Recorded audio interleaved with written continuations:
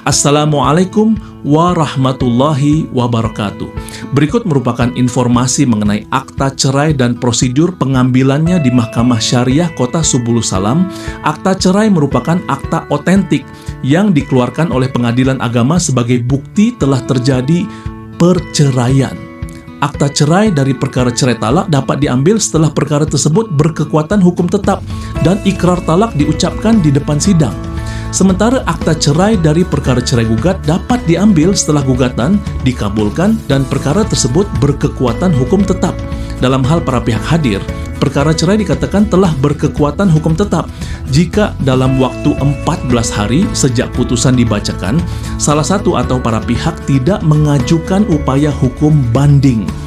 Dalam hal pihak termohon atau tergugat tidak hadir, maka perkara baru inkrak terhitung 14 hari sejak pemberitahuan isi putusan disampaikan kepada pihak yang tidak hadir dan yang bersangkutan tidak melakukan upaya hukum banding atau verzet pada putusan first take.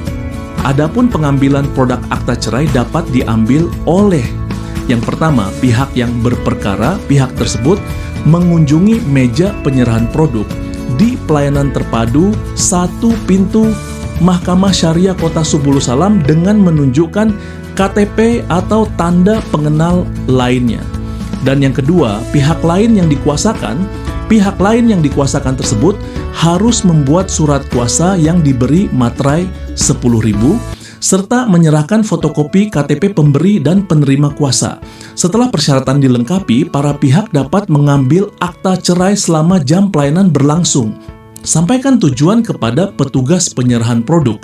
Petugas akan mempersiapkan akta cerai beserta kwitansi PNBP, penerimaan negara bukan pajak, yang harus dibayarkan. Setelah PNBP dibayarkan, petugas akan menyerahkan produk akta cerai yang diminta dan membuat tanda terima bukti penyerahan produk. Terima kasih, semoga video ini dapat bermanfaat. Wassalamualaikum warahmatullahi wabarakatuh.